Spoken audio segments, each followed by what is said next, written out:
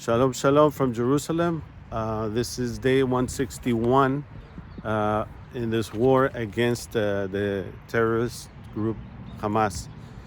Um, I wanted to talk about the comment that Senator Chuck Schumer made uh, just recently, and he said that uh, Benjamin Netanyahu, is more concerned about surviving the survival of his political career than the interest of Israel, and that he doesn't serve the needs of the Israeli nation, and that there should be elections in order to pick a better leader or another leader.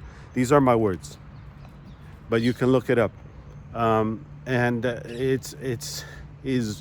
his comments are very it puts a dent in the relationship between um, the government of the United States and the government of Israel, because this has always been a pretty good relationship, but it seems like they're taking the wrong side again. They keep taking the wrong side over and over again. With Obama, they took the wrong side, siding with Iran. Joe Biden tried to do that again, siding with Iran. Joe Biden gave Iran $5 billion, and now they just gave him another $10 billion. From Afghanistan, he left almost $96 billion of weapons for the Taliban.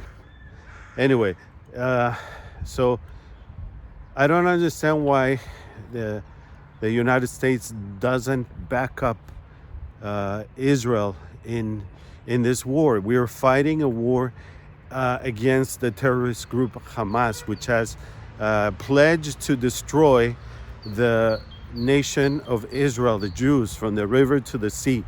And when they say it, and you can find it on YouTube, you can find it. They've said it over again that they want to do October 7th once again, over and over again. So if they say it, why not believe them? This is what they want to do. That's what they will do if they're given a chance. So this is terrible that he says this, because it kind of gives fire to the terrorist group Hamas, as well as all the other terrorist groups that want to fight Israel, like Hezbollah and the Houthis and Iran. And so it seems like Hamas might take this as the United States kind of abandoning Israel in this war. And so it's like the pressure is off from Hamas. They don't have to do anything. They don't have to come up to an agreement with Israel.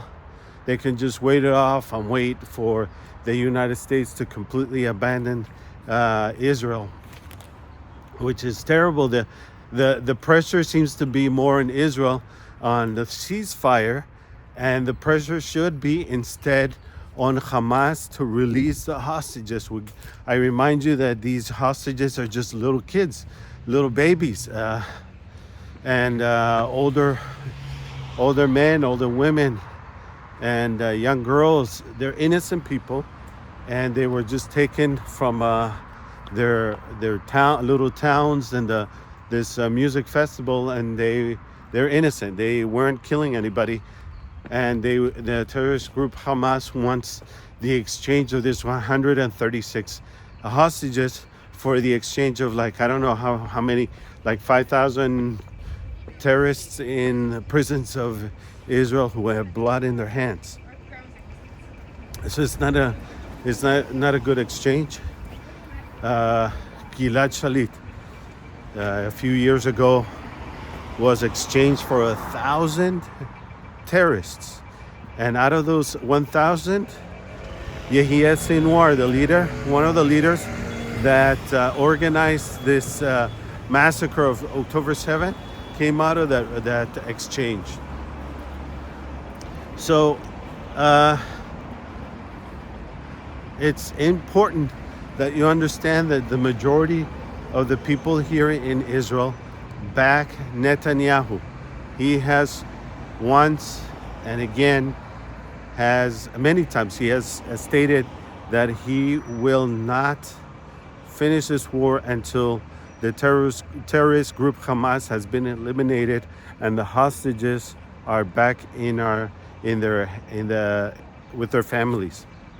But there's this pressure from the United States, and so we got to pray that Netanyahu doesn't give in to the pressure, and the United States pressures them with the weapons that they support Israel with.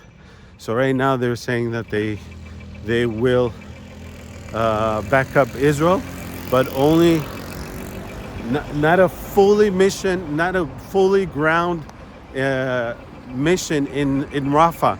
Rafah is the last town or city in Gaza that where Israel needs to go in. They've cleared everything else out, all the other towns or cities in Gaza, and this is what they've got left, is to go into Rafah, where they believe that the hostages are being held, and they believe that the leaders of Hamas, some of the leaders are in Rafah.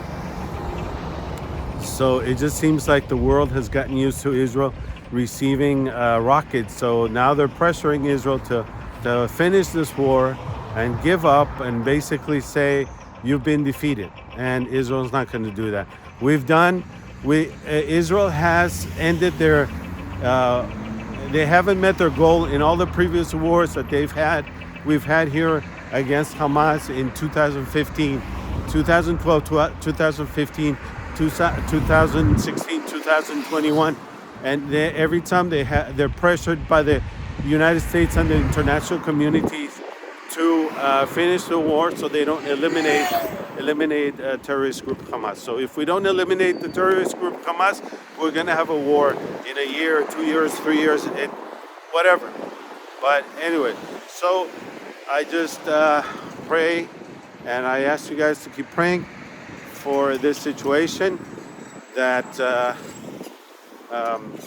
we'll be able to get the hostages back here to Israel, and that Israel will finish the goal, which is to eliminate the terrorist group Hamas, and that our soldiers will be protected and we won't have any more deaths, because we're pretty much close to 600 soldiers already dead, and this is not a good thing. Anyway, yesterday I was in Keren Shalom border crossing, which is right by Gaza. It's right there, down there in a corner with Egypt, Gaza, and Israel. And I saw with my own eyes once again, because I had already seen this, all the humanitarian trucks going into Gaza with food and supplies to the civilians in Gaza. So the problem is not the trucks that are going into Gaza. The problem is what happens after the trucks go in there, and we know that the terrorist group Hamas takes this food and they take it for themselves, and the people that really need it are not receiving it. They're not getting it. So anyway, Shabbat Shalom from Jerusalem. God bless you. Have a great weekend. Have a great Shabbat. Shalom, shalom.